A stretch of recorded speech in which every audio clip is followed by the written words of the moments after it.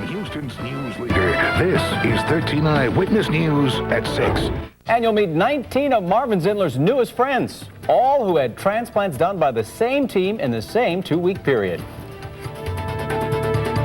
A group of special people gathered at the Methodist Hospital. They came because they shared something in common, and Action 13's Marvin Zindler was there. Marvin? Well, the folks must have had angels on their shoulders. 3 weeks ago, the folks in this team photo didn't even know each other. They didn't even know if they would have a future. Now, the 19 share a common bond. We did 6 heart transplants. We did 5 lung transplants. We also did liver, kidney, and pancreatic islet cell transplants. You're a lucky one. You really are the lucky one. The 19 lucky ones were operated on by the transplant team at the Methodist Hospital. All of the transplants were done in the short time span of only 2 weeks. At 60, Roosevelt Bogny has a new heart. And how was the heart that you received? 48.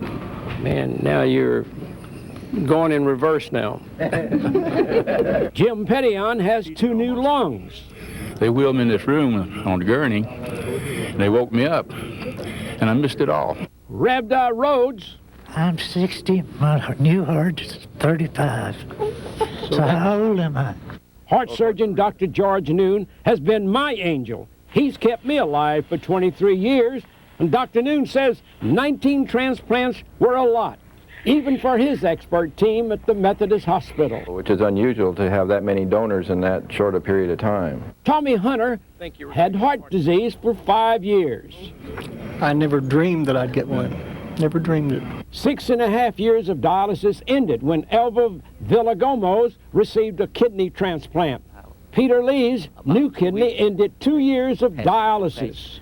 And now I almost normal. 3 weeks ago, Leno Gonzalez couldn't breathe on his own. Just being able to breathe is wonderful. It is wonderful. It's actually a nice opportunity to thank those families who provided the organs, agreed to organ donation in such a tragic situation in their family, that they remembered the need of others.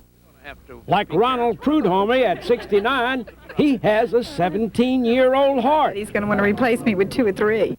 What a great class photo.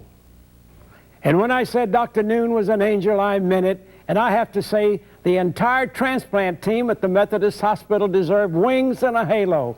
And I also wish all of those transplant recipients a happy and healthy life. And to the donors, Ken, the recipients certainly thank you. Marvin Zindler, Eyewitness News. It's a great photo. That's amazing. Yeah. Thanks, Marvin. 19.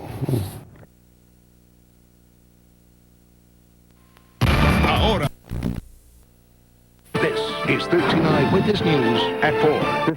Well, do you know your cholesterol numbers? Too high, and you could be in line for a deadly heart attack. The doctors are trying different combinations of some readily available drugs to bring those numbers down. We'll tell you which drugs and how you could find some new solutions to high cholesterol next. Is your bad cholesterol less than 100? Is your total cholesterol less than 160? Experts say it should be. And what happens if you can't get your cholesterol down, no matter what you do? Medical reporter Christy Myers has the story of a national study spearheaded by doctors right here in Houston. Christy? Well, we want you to meet a Houston pastor who was truly a walking time bomb with a cholesterol of 600. Find out about the study that helped him lower his cholesterol hundreds of points and is helping save his life. I'm 60, and I'm the oldest male in my immediate family line as far back as I can go. No one's made it to 60. Dr. Mike McLaughlin, a Presbyterian pastor, has lived longer than any man in his family since the 17th century. And listen to his cholesterol level. It was tested at 600, and most recently it was around 240, which is a tremendous drop. Most people would think 240 is high, and for most people it would be, but for me it's like a miracle. Baylor's Dr. Christy Ballantyne led an 80-center study, 600 patients in the study, which showed there is a way to save people like McLaughlin. The good news is that even people with terrible family histories, that we now can offer tremendous help. He gave the pastor Lipitor, the popular statin drug that blocks cholesterol production in the liver. Then he added a new drug, Zetia, which blocks cholesterol absorption in the intestine. So it allows us to really drive down the bad cholesterol. Drive it down by an extra 18%. Study patients saw a drop in their LDL, or bad cholesterol. Their triglycerides dropped too, and their good cholesterol went up. Both drugs are already on the market. It's a tremendous new option. It's the first new option in 15 years since the statins came out. I just might be around to see my children's children, and that'd be a wonderful thing. Dr. Valentine has several studies ongoing using new cholesterol drugs. To volunteer for a study or simply get more information, you can call Baylor and Methodist at 713-798-3330. That's 713-798-3330. Back to you. Thanks, Christy.